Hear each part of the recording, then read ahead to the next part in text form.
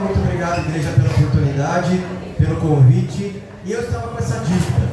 Já vim aqui no domingo pregar, mas não tive oportunidade de estar no sábado com vocês. E essa igreja, esse grupo fantástico, Som Louvor Pederneiras, nos abençoa desde o meu primeiro ano no distrito ali de Vila Netinho, em Jaú.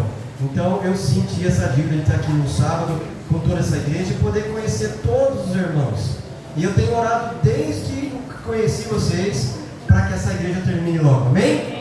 Para que vocês tenham um tempo bonito, que honre e dignifique o Senhor. Parabéns aos mestres de obras, aos anciãos que estão à frente disso. Eu também estou passando pelo processo de ampliação, de reformas, a gente sempre tem isso.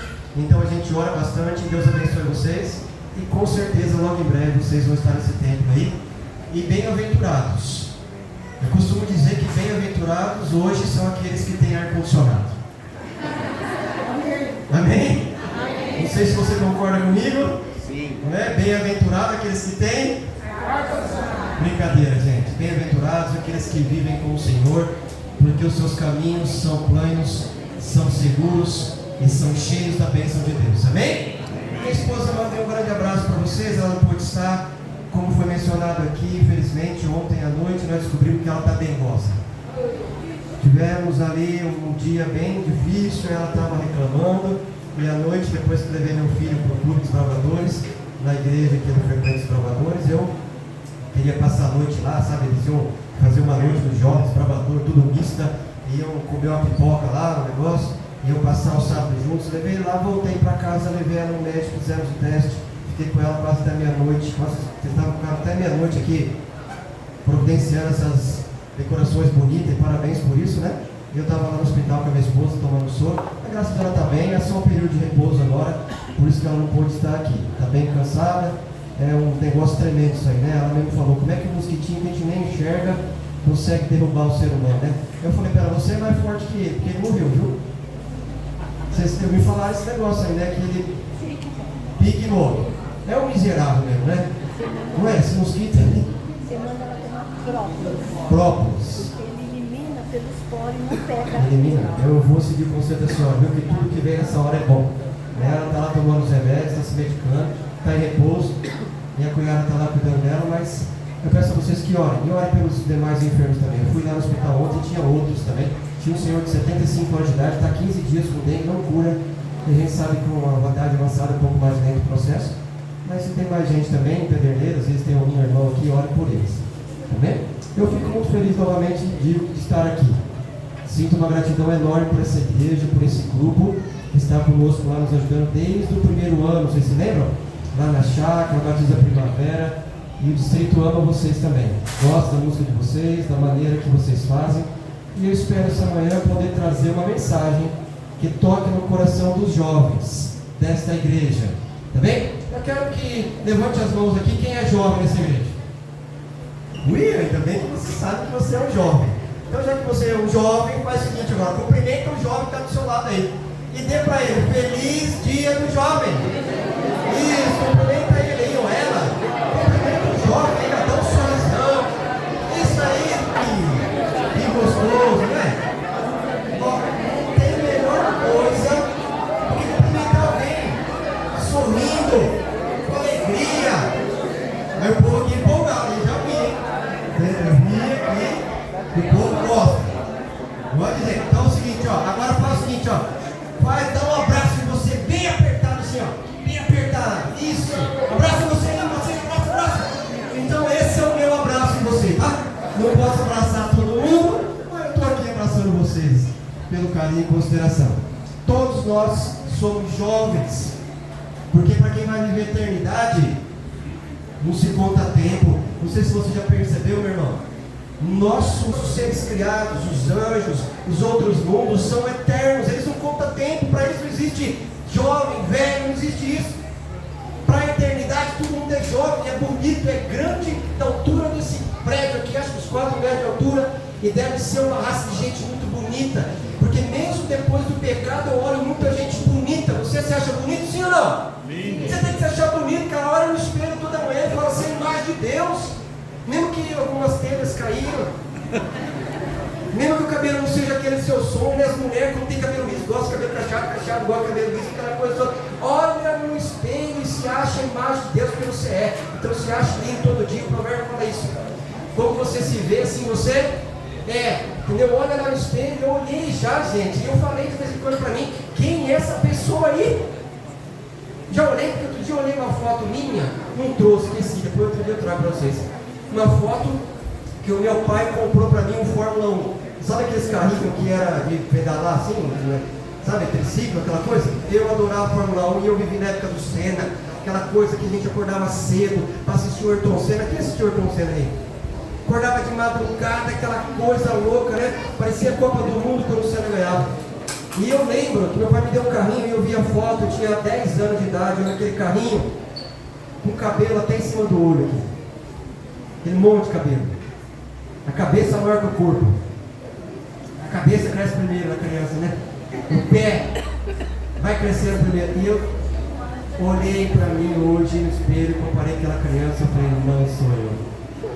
Não é possível que isso está acontecendo com você. Quando a gente é jovem, uma das coisas que a gente acha que não vai ser é velhinho. A gente acha que vai ser eterno. Então, pensando nisso, eu trouxe uma mensagem para os jovens e para essa igreja, para que possa ser preenchido seu coração com a palavra de Deus. Amém? E o título da mensagem que eu trouxe hoje é Jovens e o seu futuro. Se tem uma coisa que o jovem faz é pensar no futuro. Pensa ou não pensa? O jovem tem muitos sonhos, tem muita perspectiva, expectativa da vida. Eu me lembro um dia que eu estava para arrumar meu primeiro emprego, irmãos. Depois que eu trabalhei com meu pai colocou meu pai trabalhar com ele com 12 anos. É a melhor coisa que ele fez, viu? Eu fico bravo com ele, né? Ele deveria ter me colocado com 8. Aí eu saberia mais das coisas da vida. Tem pais que olham assim e falam, não, meu filho vai trabalhar só com 18, é tarde demais, meu irmão, já não aprendeu um monte de coisa. Ensina seu filho a lavar a louça, ensina seu filho a limpar o chão, ensina que você vai ver quando ele crescer, ele vai ser bem sucedido. Vai cuidar bem da mulher, se for homem, e se for mulher, vai cuidar bem do homem, porque aprendeu as coisas dentro de casa. E aí eu aprendi a trabalhar com 12 anos, ajudando meu pai e tal, mas aí eu mudei de cidade, eu fui fazer cursinho, passar no vestibular, fui morar sozinho, eu tinha que fazer, sabe o quê? Cozinhar. E se eu não tivesse aprendido com a minha mãe a fazer pelo menos o arroz, eu ia, sabe o que ia fazer? Viver de miojo. E aí foi uma experiência da minha vida. Mas eu precisava arrumar um primeiro emprego. E eu comia aquele pão, às vezes com ovo. E uma coisa que eu não posso falar aqui, porque eu não era crente, que eu comia, agora eu não posso comer mais. Não é isso aí não. Mortadela. Era o que tinha às vezes para comer. E eu orava, Senhor, me dá um emprego, que eu preciso ajudar em casa, preciso ajudar a família, preciso realizar meu sonho. Tinha 16 anos, queria comprar o carro ali, daqui 2 anos, eu falei, preciso de um emprego. Aí eu lembro que um dia, morando lá, aqueles jovens igual eu, a gente sentou numa muretinha que tinha assim no fundo da casa, e tinha mais um amigo que estava querendo um emprego igual eu, e nós olhamos para o céu e falamos assim, Senhor, nos dá um emprego. Parece que todo mundo tem emprego, menos eu. Já viu esse negócio? Dá um emprego para mim, por favor. Moramos do nosso jeito ali, mas oramos. E é por isso que eu pensei nessa mensagem, porque a gente jovem pensa muito no futuro. Só que quando a gente vai ficando mais velho, parece que a gente tem mais história do que... Já viram isso aí? Eu já comecei a pensar assim. É terrível esse negócio. Apesar de ter feito 25 anos alguns dias atrás, eu comecei a perceber que vai chegar uma hora que eu vou ter mais história do que... Mas é nessa vida. Nessa vida. Só que quem anda com Deus não pensa nessa vida. Pensa na próxima. E por isso a gente tem que continuar tendo sonhos e pensar no nosso futuro. Ok? Então eu queria que você abrisse a Bíblia comigo aqui. Por gentileza, a gente vai começar a mensagem de hoje. E eu começo com uma pergunta. Por que Deus chama os jovens? E o que acontece quando Deus chama os jovens? E por que é tão bom ser jovem? 1 Samuel capítulo 16. Sabe, eu fui procurar um jovem aqui na Bíblia e eu quase não consegui. Sabe por quê? Porque a maioria da Bíblia é jovem. Quando você estuda, a irmã estava contando a historinha de José aqui.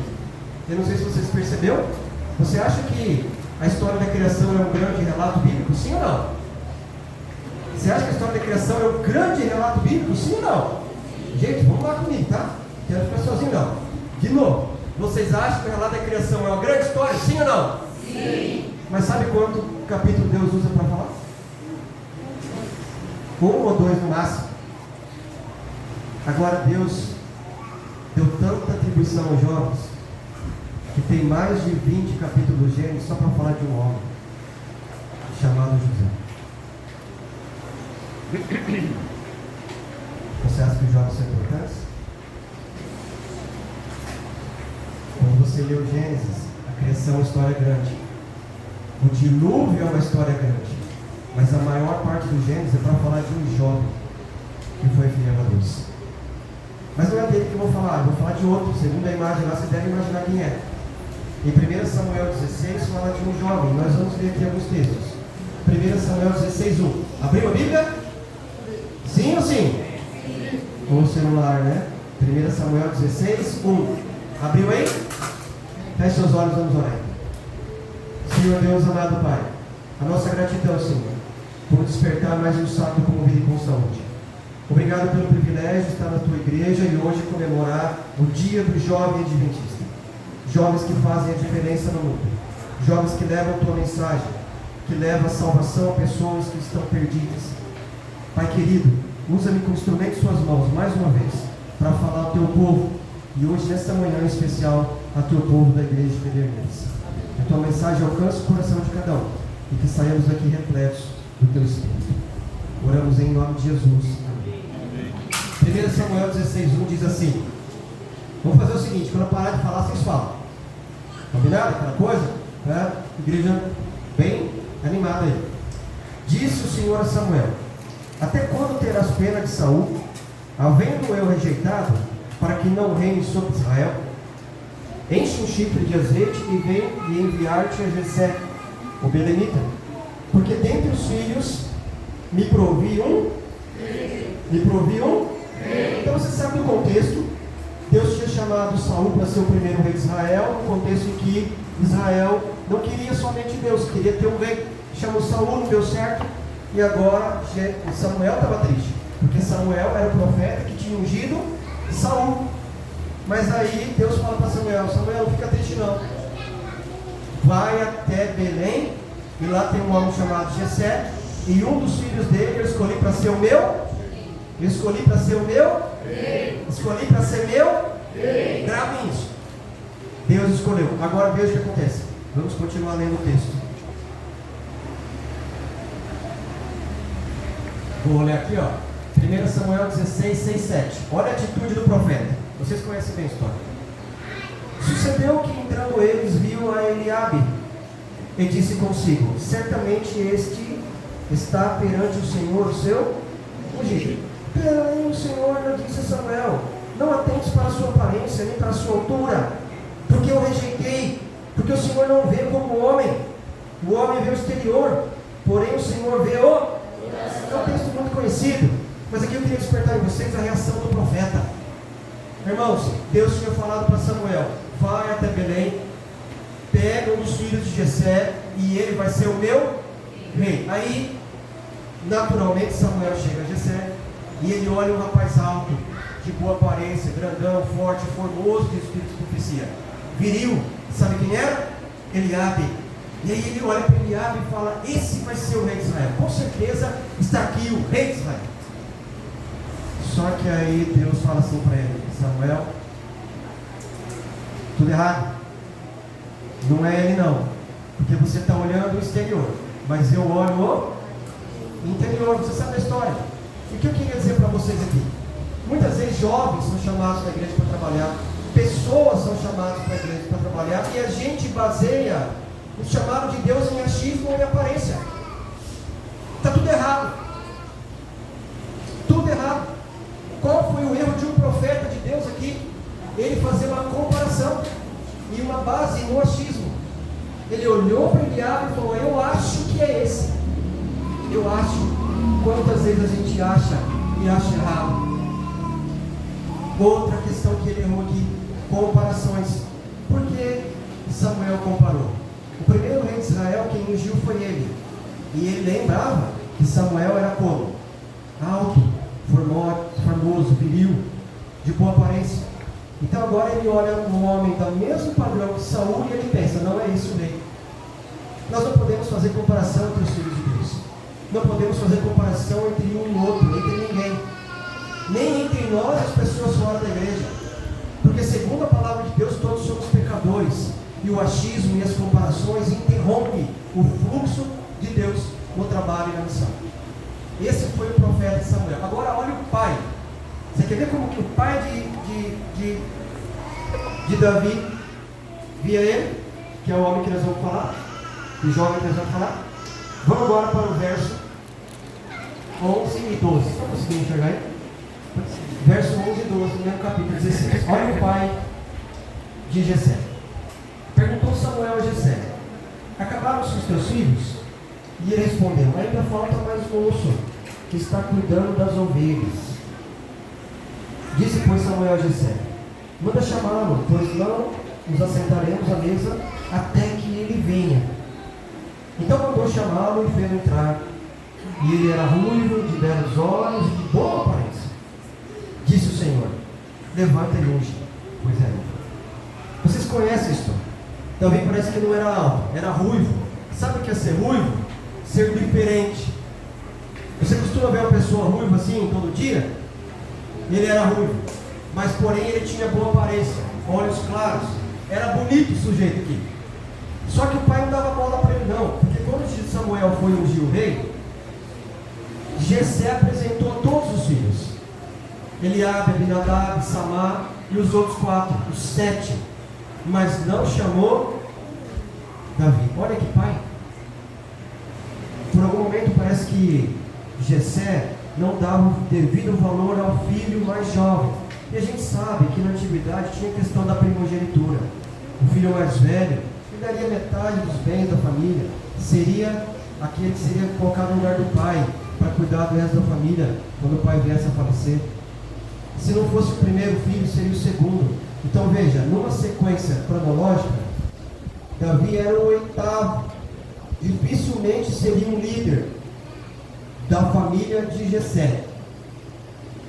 Então o pai olha para ele com um certo sentimento de inferioridade, com um certo sentimento de descrédito. Não pode ser ele, não pode ser esse menino. Irmãos, eu estava olhando aqui a igreja, quantas crianças tem aqui. E às vezes a gente olha as crianças como se elas fossem seres inferiores e com descrédito. Sabe, eu vi meu filho fazer uma coisa que eu já fiz e não deu o mesmo efeito.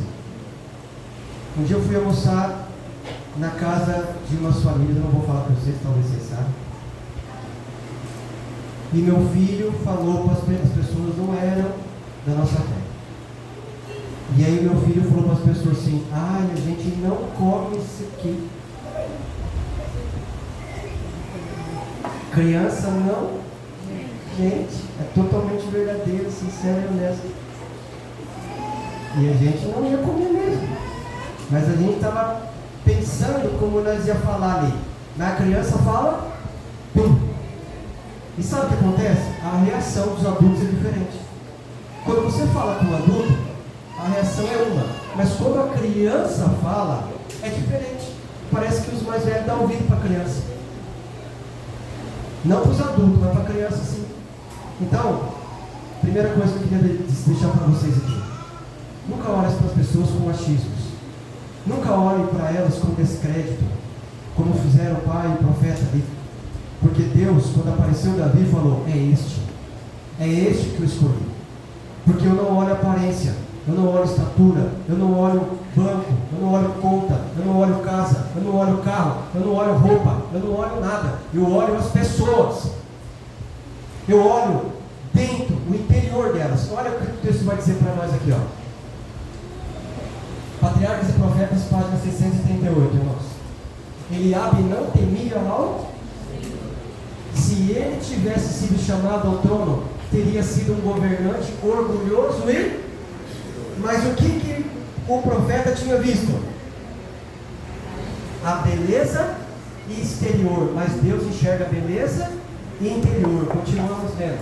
Nenhuma beleza exterior pode recomendar a alma a Deus. A sabedoria e a excelência reveladas no caráter e no comportamento é que exprimem a verdadeira beleza do homem. E é o valor do íntimo, a excelência do coração, o que determina a nossa aceitação por parte do Senhor dos Exércitos. Lindo esse texto. Por isso até que Deus fala que a gente não pode julgar, porque a gente não conhece o interior. Ah, pastor, não posso julgar nada. Não é isso. Deus falou que a gente não pode julgar as pessoas, que a gente tem que julgar as coisas, não as pessoas. Um exemplo clássico para vocês: um homem errou, adulterou, uma vez só, ou uma mulher, ele é um adúltero? Ou ele cometeu um adultério? Agora, se ele vive a prática, ele é um? Ok, julgamos aqui. Já julgamos. A prática é diferente do que está no interior da pessoa. A beleza exterior é diferente do que está dentro da pessoa. Vários são os motivos do ser humano para fazer muita coisa. Mas o que Deus está dizendo é que aqueles homens grandes, treinados, de beleza e aparência, não eram os escolhidos de Deus. Porque como era o coração de Eliabe, como ele ia ser? Orgulhoso e opressor. Vamos seguir aqui. Os que esperam ter sucesso na educação dos jovens devem aceitá-los como eles. Ah, pastor, aceitar gente tatuada aqui, gente que bebe, gente que peca, é que eu tenho que aceitar esse tipo aí? É isso que Deus está dizendo? É isso aí que Deus está dizendo. Mas eles têm que continuar do jeito que eles são? Não. Olha, vou dizer uma coisa para você. Estou vendo, eu olho tudo. A minha esposa tem 3 tatuagens. 3. Gente, que nas costas. Infelizmente ela fez isso quando ela não conhecia Jesus. Quando ela não conhecia verdadeiramente Jesus. E ela tem isso e ela se arrepende amargamente por ter isso. Mas um dia uma pessoa olhou para ela e falou assim: você não pode ir para a igreja de vestido porque mostra a sua tatuagem.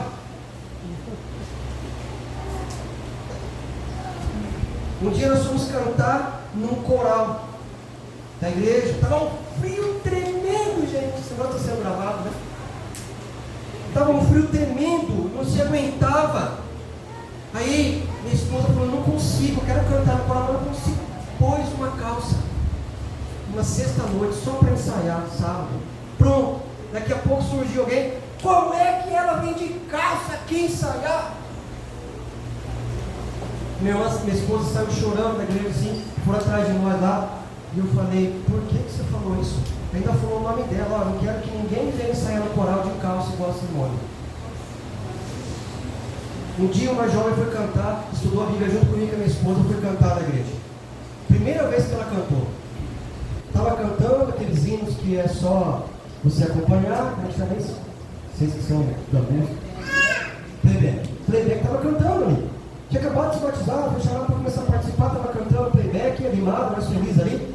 Pessoa recém conversa. Só que ela estava cantando, aí daqui a pouco apareceu uma pessoa mais velha que ela cantava junto com ela. Da igreja. Aí ela falou assim, o coração todo entusiasmado, né? Feliz, falou assim: ainda bem, irmã, você veio cantar comigo, estava tão nervosa aqui. A irmã mais velha falou: ainda bem mesmo, que estava horrível. Coisas do tipo é o que nós estamos estudando aqui. Olhar a aparência, olhar o exterior, olhar o que não está dentro. Isso mata a fé das pessoas, isso mata a fé da igreja, isso elimina muita coisa boa. Irmãos, eu sei que muitas coisas escandalizam, eu sei disso, e ai daqueles pelos quais vêm os escândalos. Mas existem coisas que a gente tem que saber o momento certo e a hora certa de falar e agir. E os jovens, eles enfrentam isso hoje. Se eu perguntar para vocês aqui, quem é jovem de novo enfrenta isso, eu sei, a maioria quem vai levantar a mão. Não porque conheço vocês, mas é porque eu conheço as realidades de cuidar da igreja. Então, a gente que fica mais velho, até conhecer um pouquinho lá, a gente quer que as crianças entrem na caixinha do adulto. A gente quer que o jovem entre na caixinha do adulto, gente. E eu não vim aqui hoje só para falar o que os jovens têm que fazer, mas o que a igreja tem que fazer com os jovens. Porque esse é o grande passo para a gente ter jovem na igreja. Esse é o grande passo. Aí a gente pega os jovem ali, ó, que eu vi que vários têm aqui novos aqui, ó, com hábitos talvez e costumes diferentes do nosso, que a gente quer enfiar numa caixinha e fazer com que ele viva como a gente, que já tem 20 anos de igreja. Não funciona, não dá certo. Ah, pastor, então eu vou deixar todo mundo como quer. Não, não é isso que eu estou dizendo. Eu estou dizendo que tem a hora certa, o momento certo de se fazer as coisas e falar. E no jeito certo.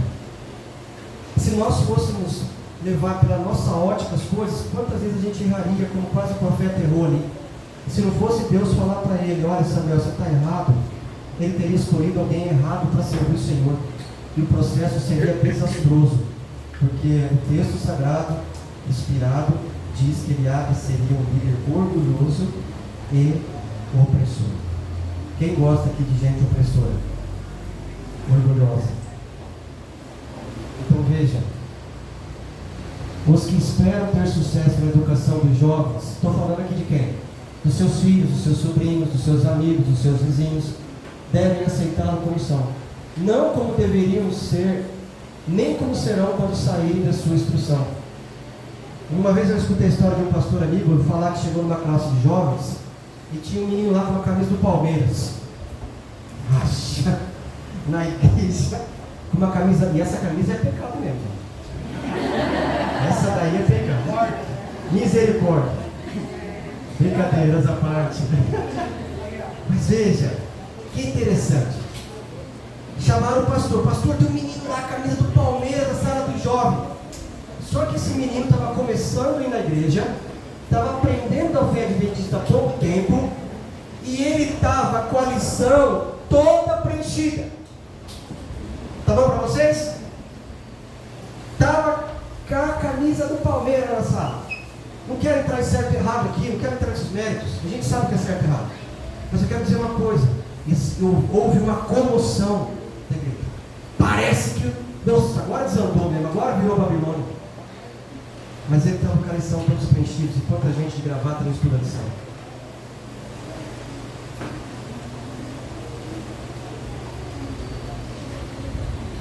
Estarão sob prova como jovens lentos e precisam suportar com paciência sua ignorância. Olha o que o texto está dizendo, que nós mais velhos temos que ter paciência, porque os jovens são lentos no processo de aprendizado. Eles não vão aprender a viver a fé de uma hora para outra, de um dia para o outro.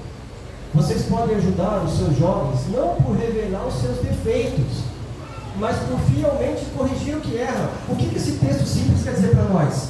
Que não é para você ficar falando não para os jovens, desacreditando ele, não deixando ele fazer as coisas porque ele não faz do seu jeito como você espera, mas você tem que deixar ele fazer e corrigir o erro. Eu lembro do meu pai falando assim para mim, filho, não desce a ladeira do sítio lá, do tio meu, correndo demais com a bicicleta, não desce. Claro, o pai preocupado até que a gente se machuca, mas sabe o que o jovem faz, né? Na hora que o pai não está vendo. Um dia eu peguei a bicicleta e falei, hoje eu vou dar um pulo, porque o sítio era uma descida assim, tinha aquelas rampas assim, eu falei, hoje eu vou que vou. Ele juntou uns primos meus, aquelas coisas, sabe, que vamos, todo mundo vai, vamos lá, vamos descer. Pegou cada um sua bike, vamos ver quem chega primeiro lá embaixo. Vamos ver quem chega primeiro lá embaixo, vocês já sabem o que aconteceu, né? Eu cheguei lá embaixo vivo, mas tomei um capote, mas ralei todinha a barriga. Passei por cima do guidão, assim, pá, ralando a barriga. Quando meu pai me viu, adivinha o que ele falou? Não falei? Não falei? Falei, miserável, Sérgio. Pensei isso, claro, criança. Mas ele tinha razão. Mas eu tive que cair para aprender. Se eu não caísse, eu nunca ia aprender, eu não ia saber dos perigos. E o jovem entra na igreja, a gente pede para ele fazer as coisas, talvez ele não vai fazer como a gente fala, ou como a gente pensa, ou como a gente faz, mas ele tem o jeito dele e vai fazer. E se ele errar, você corrige. E assim que se faz. Por que muita gente não está mais no meio de nós? Porque a gente cortou tudo, cortou. Não pode, você não consegue, você não faz, você não sabe. Isso é terrível, até dentro de casa. Quantos pais, irmãos, criam seus filhos assim, você não serve para nada, você não presta para nada, você não sabe fazer, a criança cresce neurótica, acreditando que ela é uma derrotada, que ela é uma fracassada, que ela não sabe fazer nada. Nós temos que apoiar. Vai, faz. Claro, com as devidas proporções de cuidado. Não vá falar para o seu filho, realmente pega a bicicleta, vai lá, corre 200 por hora e pula uma rampa. Você não vai fazer isso. Mas dentro da igreja é a mesma coisa. Talvez o enfeite não saiu do jeito que você imaginou, mas saiu bonito como tinha que ser. Talvez a cor da parede não era a coisa que você sonhou, mas saiu do jeito que tinha que ser. Nós temos que aprender isso. Olha que interessante. Essa é a diferença entre revelar defeito e corrigir o que é. De tal modo que o reprovado se liga ainda mais no coração do professor. Quando você permite a pessoa fazer e corrige ela, o coração dela se liga ao seu. Ok? Olha isso aqui que interessante. Por que Deus chama os jovens? 1 Samuel 18, 16, verso 18 e 19. Por causa do tempo eu não vou ler ali, senão, apesar que alguns falaram que eu posso ir até 1 hora, mas eu sei que tem muita gente com fome, então eu vou acelerar. Tá bem? 1 Samuel 16, 18 e 19 fala das características de Davi, que muitos jovens e muitos irmãos têm também. Nem todos têm, mas muitos têm. Alguns talvez não tenham todas, mas tem uma boa parte. Uma parte essa igreja tem, até coloquei ali para não esquecer de falar.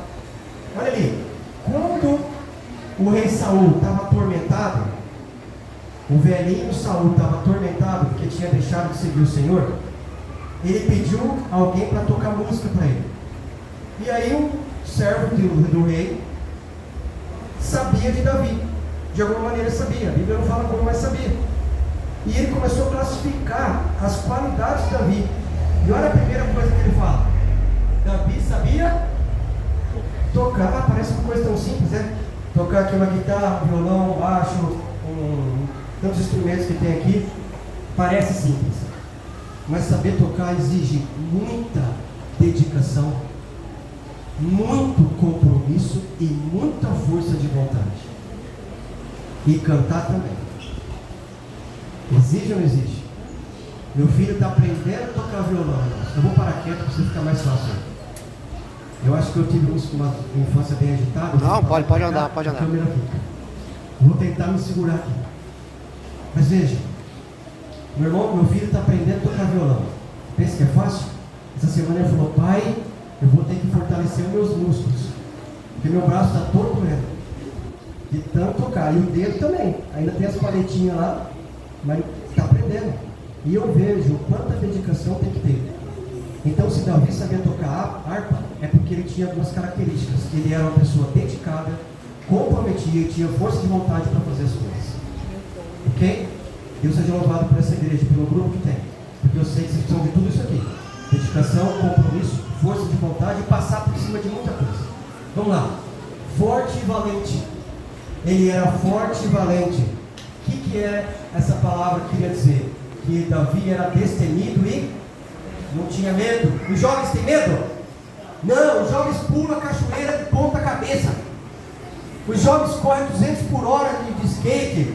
Os jovens pegam um patins e saem acelerado.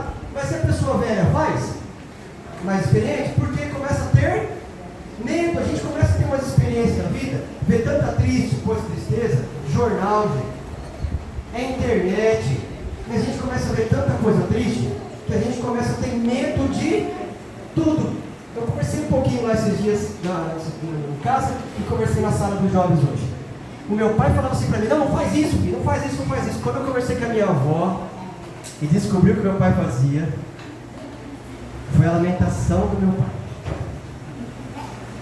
Na época do meu pai, fósforo era uma coisa que nem celular hoje. E bombril. E minha avó falou que ele pegava a caixa de fósforo, ia para trás da casa e ficava lá, riscando tudo o fósforo. Eu falei: tá vendo? Prontava, agora fala para mim não prontar. Ainda bem que eu fiquei sabendo disso já velhinho também.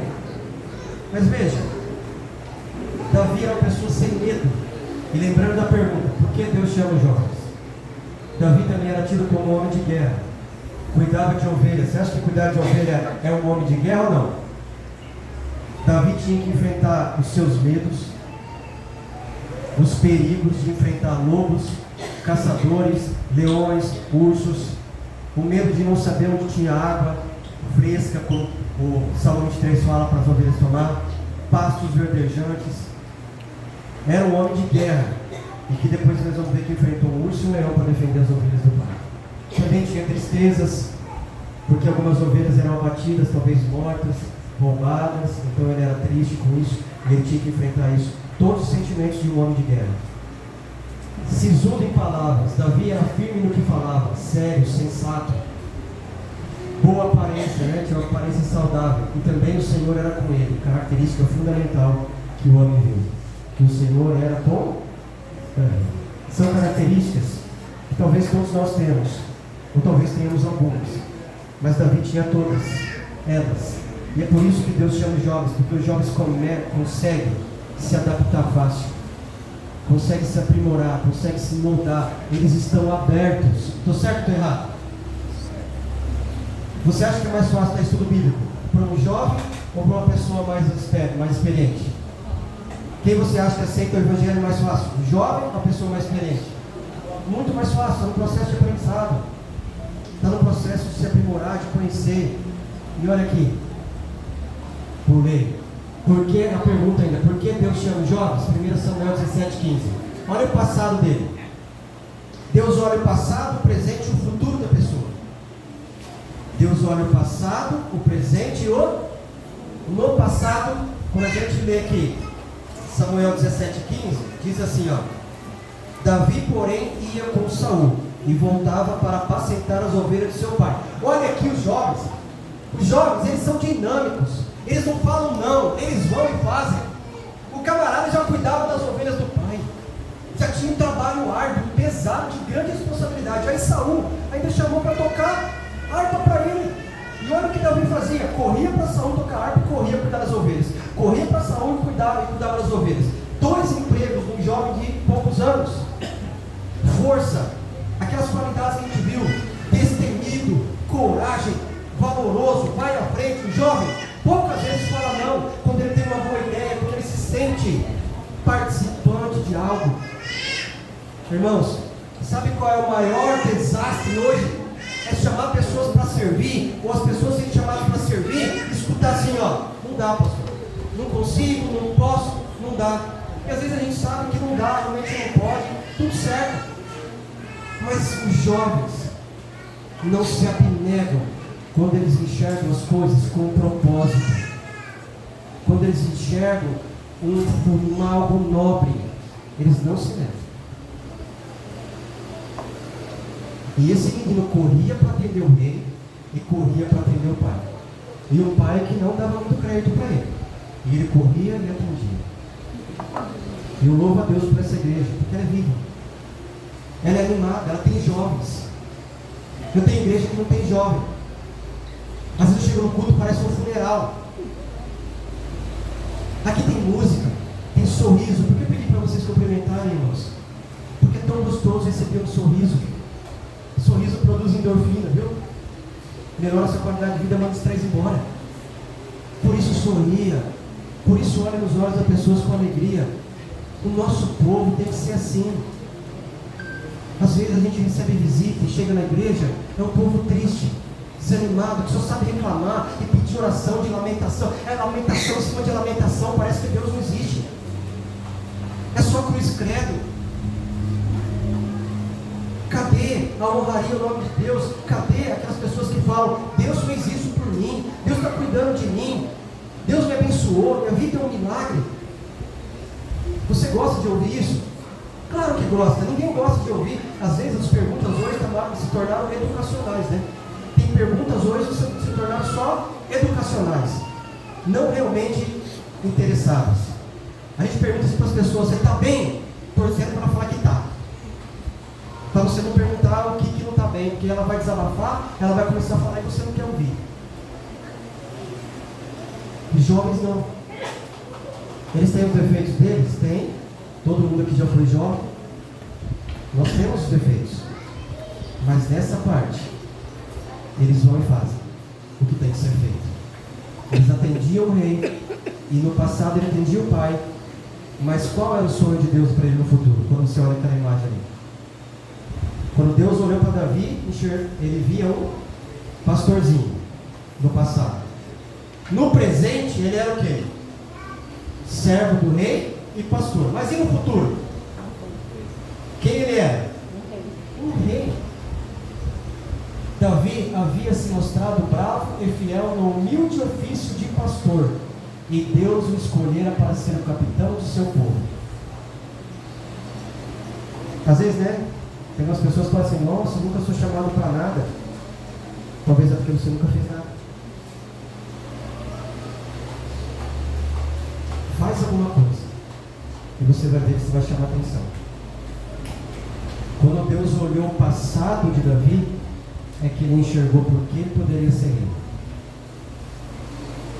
Ele cuidava das ovelhas de um pai que não dava muito crédito para ele. E isso que a profecia diz, Davi havia mostrado, apresentado, testemunhado, bravo e fiel no humilde ofício de pastor. E então Deus viu que ele poderia ser o capitão do seu povo. É mais ou menos assim: se esse menino cuida tão bem das ovelhas de um pai que não valoriza tão bem, imagina o que ele vai fazer com as minhas ovelhas. Às vezes eu sei que você pode passar por várias coisas, fazer muitas coisas também, talvez não ter sido notado, não ter sido visto. Mas eu quero dizer que os homens enxergam de uma maneira, Deus enxerga de outra. De outro. Eu também conheci uma vez uma irmã na igreja que falou assim para mim: pastor, parece que ninguém me chama para nada. Eu falei: irmã, busca um copo d'água para mim. Ah, não, pastor, pede para outro.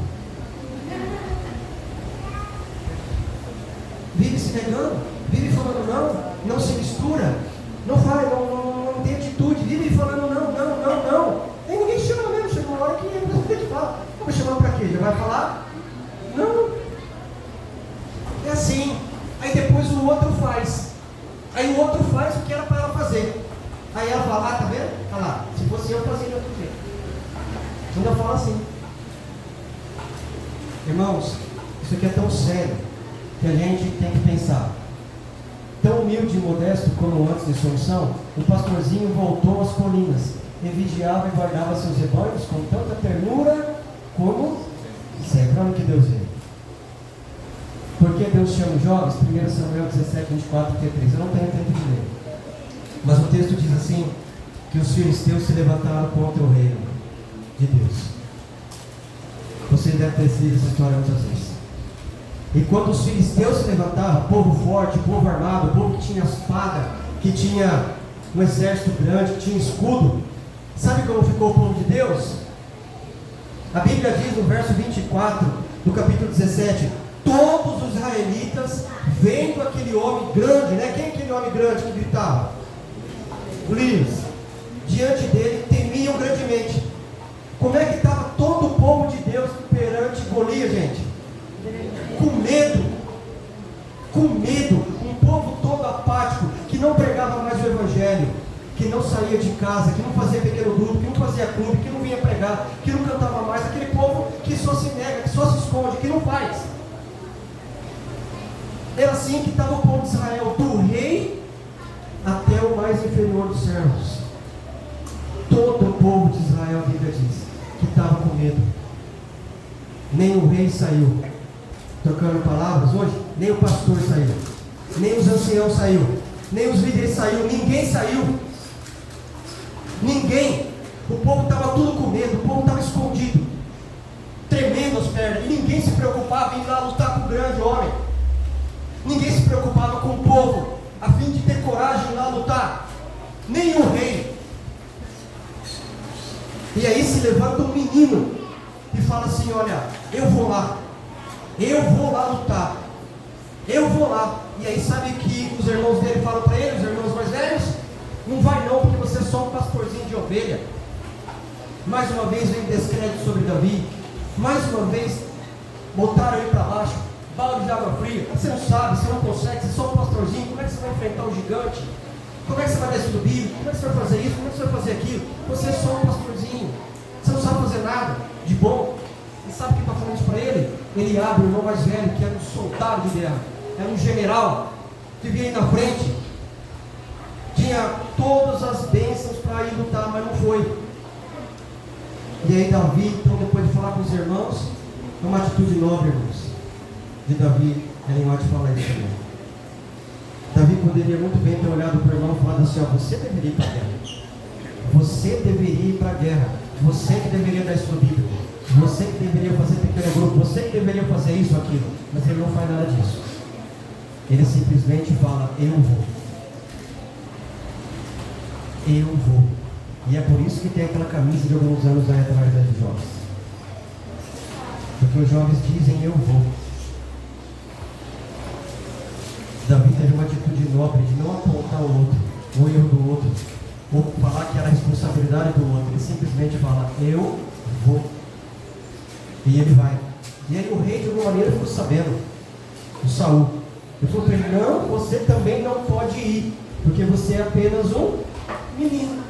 E aqui Golias é um grande guerreiro. Mais uma vez Davi recebe descrédito. Mais uma vez alguém olha para ele e não bota fé no menino. E esqueceram da bondade de Deus, aquele menino que acompanhou toda a vida dele. E aí sabe o que ele disse? Olha aí, você já enfrentou um urso? Já enfrentou um leão? Pois eu já matei os dois. E esse gigante eu também vou matar. Em nome do Senhor. Em nome do Senhor. As batalhas de Davi foram vencidas em nome de quem? Deus. O que é impossível para Deus, irmãos? O que é impossível para Deus?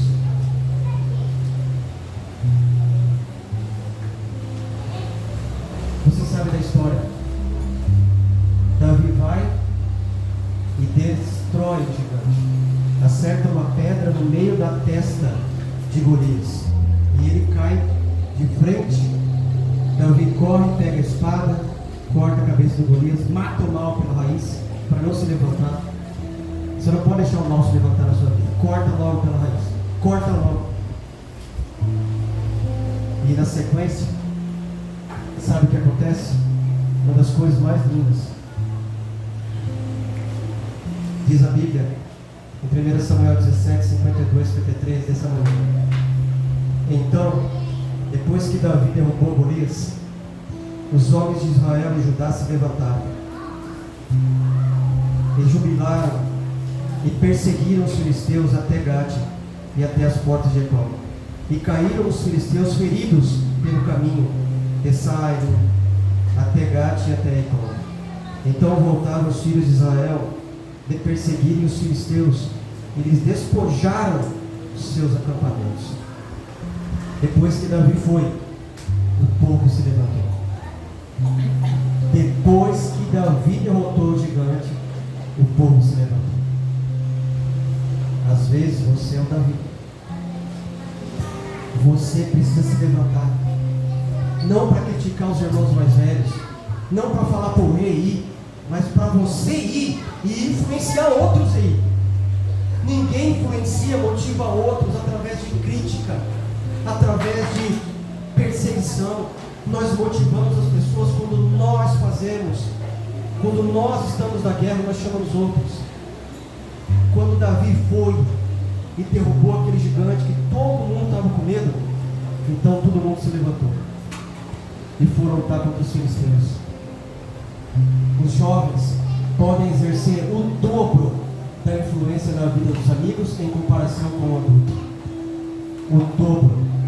Jovem traz jovem, jovem traz criança, jovem traz pessoas mais velhas.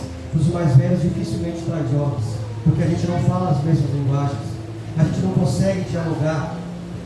Mas jovem, traz vida, traz ânimo, traz vigor. E nós somos os tutores deles, responsáveis deles, por ensinar e corrigir, e não impedir, ou viver de achismos, ou viver de descrédito aos jovens que são a vida da igreja, o futuro da igreja. Nós temos uma responsabilidade tremenda de cuidar dos jovens, aqui e lá fora. E se você não faz, irmão, peça perdão a Deus, porque eu não li todos os textos de profecia que eu gostaria aqui, não dá tempo, mas ela diz bem claro que uma das primeiras coisas que a igreja deve fazer é cuidar dos jovens. Por que vocês não pegam um sábado e transformam essa igreja numa lição jovem? Por que vocês não abraçam eles, vão jogar bola com eles, vão jogar videogame andar de bicicleta com eles, jogar vôlei com eles, cantar com eles. É isso. E aí quando você falar, você vai ser ouvido. Quando eles estiverem errados, eles vão te ouvir. Porque você abraçou, você cuidou, você amou, para depois corrigir. Quando Deus chama o jovem, por que Deus chama o jovem? Foram as perguntas dessa mensagem. Porque eles podem se tornar heróis de uma nação. E essa igreja precisa de heróis. Porque vocês são abençoados, irmãos, com bastante jovens. Mas essa não é a realidade em nossas igrejas, infelizmente. Então cuidem com muito carinho e amor desses jovens que estão aqui, se dedicando com compromisso para louvar o Senhor, para cantar. Vamos junto. Quando eles saem, vamos junto. Vamos prestigiar. Vamos ajudar na alimentação. Vamos fazer as coisas juntos. Ajude essa jovem que pegou aqui, uma equipe agora aqui, de jovens que está animado, e apoie. E quando eles falarem assim, vamos fazer um JA, todo mundo esteja junto, como hoje à tarde. Vai lá. É o momento de estar com a palavra de Deus, que você pode ser herói, porque através de você ir, outros também vão. Quando a gente fala assim, não vou, se desanima o outro. O outro vai falar, você não vai, também não vou. Não, é eu vou, porque Deus está me chamando, é um programa para a igreja dele, o povo dele. E você é um herói, que tem que salvar quem está desanimado, quem está para baixo, quem está com medo. A nossa igreja precisa de heróis, heróis de fé. E olha aqui, né, os jovens que gostam de curtida. Olha o que o texto bíblico apresenta, 1 Samuel 18:7, irmãos. As mulheres se alegravam e cantavam alternadamente, dizendo: Saul matou seus milhares, mas Davi dezenas de milhares de curtidas. Davi recebeu um jovem de fé, um jovem que viveu pela fé, que destruiu o gigante, que animou o povo. Esse é lembrado. O Filho de Deus que é fiel a Deus, esse vai ser lembrado pela eternidade, como Davi. Como Davi, você pode levar o seu nome para a eternidade como alguém que é herói, como alguém que é uma grande influência. Olha aqui a nossa igreja, como é que começou, irmãos. Uri Smith, 12 anos. Os 5 principais fundadores dessa igreja. Uri Smith, 12 anos ele tinha. J.N. Andrews, né? John Neville Andrews, 15 anos esse homem aqui. Ellen White, 17 anos. José Bates era o único mais ancião ali, 52 anos. Tem que ter um mais idoso para dar o equilíbrio, né? Mais experiente ali para dar o equilíbrio nos jovens. Mas olha, Tiago White, 23 anos. A gente vê eles das fotos assim, velhinhos. Mas eles começaram jovens. Como é que Jesus começou o ministério? 30 anos de idade. E eu coloquei a foto do The Chosen aqui, irmãos, que é o mais próximo da realidade. Só Pedro era casado. Nenhum dos outros era. Provavelmente todos tinham menos de 20 anos de idade, porque o homem naquela época casava cerca de 18 a 21 anos, ele casava, e uma mulher, quando entrava no período de virar mulher. Maria deve ter tido Jesus por volta de 13, 14 anos de idade, e o homem com 18, 21, nenhum dos discípulos eram casados, provavelmente todos tinham menos de 20 anos, menos Pedro. Mas a gente vê nos filmes aqueles profetas, todos, apóstolos, tudo mais velhinho, isso é o fim da história deles. Todos eram jovens, é assim que é. E olha o que Deus tem preparado para nós aqui. Nas cenas finais da história deste mundo, muitas crianças e jovens encherão o povo de admiração pelo seu testemunho em favor da verdade. Vamos junto comigo? Vamos lá, estão preparados? 1, 2, 3. Nas cenas finais da história deste mundo, muitas crianças e jovens encherão o povo de admiração pelo seu testemunho em favor da verdade, o qual será dado de modo simples, com espírito e poder. No futuro próximo, muitas crianças e jovens serão revestidas do Espírito Santo e farão a proclamação da verdade ao mundo, uma obra que não poderá ser feita pelos meios mais exaltados. A gente tem que cuidar das crianças e dos nossos jovens. porque eles estão inseridos em um contexto em que eles levarão a mensagem que nós não poderemos levar. E por que Deus chamou os jovens? E para quê? Para isso. Deus olhou o passado de Davi, viu o presente de Davi e viu também o futuro de Davi. Se Deus te chamou, se você está aqui, é porque em algum dia Ele olhou o seu passado, o seu presente, e Ele olha também o seu futuro. E no futuro, Deus nos enxerga ali, reinando com Ele para todo sempre. Amém. Davi era um pastorzinho, se tornou servo do rei e um dia se tornou rei. Não sei qual foi as suas atividades. Hoje nós somos servos do rei, vivendo a bondade do rei, o amor do rei. Mas um dia nós reinaremos junto com o rei. E aquela é a imagem. E eu imagino ali, muitos jovens, destemidos, corajosos, fortes, cheios de determinação, compromisso, que andaram com o Senhor, serviram o Senhor, estarão ali agora, com as vestes brancas, recebendo a coroa de ouro, coroa de vitória do grande Rei Jesus Cristo. Amém. E lembramos que quando eu falo jovens aqui, não estou só dizendo os jovens de pouca idade hoje, mas estou dizendo todos os filhos de Deus que vão viver a eternidade. Esse momento é preparado para nós. Apocalipse 26 diz: serão sacerdotes de Deus e de Cristo, e reinarão com Ele por 1000 anos e por toda a eternidade. Amém. Essa é a bondade de Deus. Ele escolhe jovens, olhando o seu passado, seu presente e seu futuro, e com bondade leva eles ao caminho do serviço e depois ao caminho do céu. A minha pergunta é: quem é jovem aqui? Você é jovem? E está pronto e determinado para servir ao Senhor? Para servir ao Rei? Está? Está pronto a cuidar dos nossos jovens dessa igreja? Dos seus vizinhos? Das suas famílias? Tá? Nós vamos ter uma música muito bonita aqui agora. E enquanto o grupo cantar, você que ouviu a voz de Deus essa manhã, levante onde você está. Depois eu sei que o espaço é pequeno, mas na medida que possível, vem aqui à frente, que eu quero orar para que Deus nos abençoe, para que nós possamos cuidar dos nossos jovens, porque eles vão levar a mensagem aonde nós mais idosos não poderemos. Que Deus abençoe essa igreja.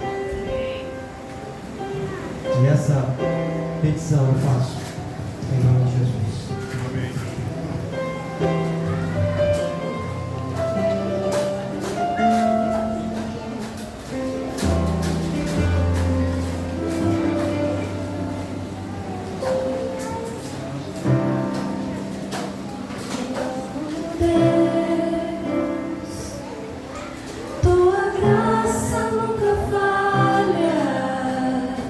Todos os dias eu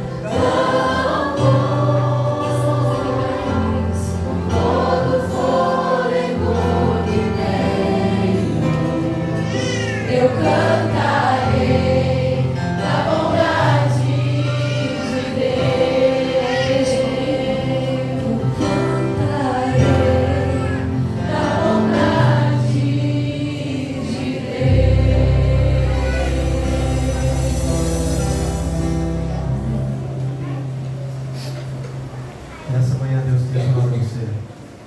Que nós não estejamos no meio dos medrosos, nem dos animados. Mas que cada um de nós seja o Davi. Onde quer que Deus tenha nos inserido, no contexto em que você está, no seu trabalho, na sua casa, na igreja, seja como Davi. Se levanta e vai. Se levanta e vai. E você vai influenciar muitos pelo poder do Espírito Santo. De maneira simples, mas com poder. Cuide também das nossas crianças, dos nossos jovens.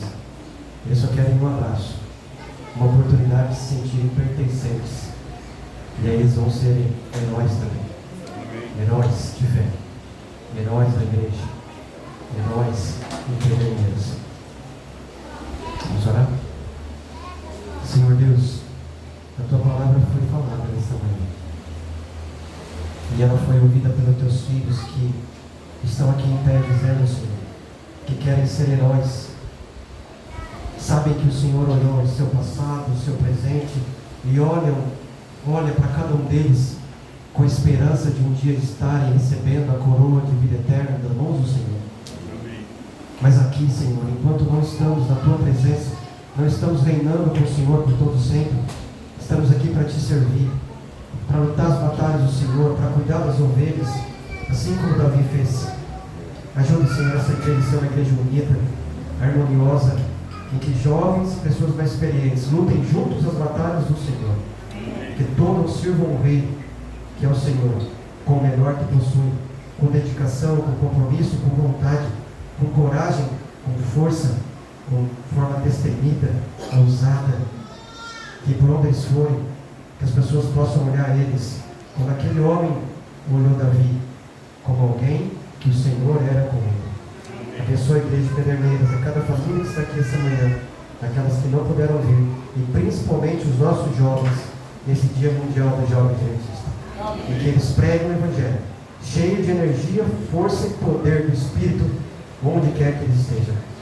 Essas orações fazemos em nome de Jesus. Amém.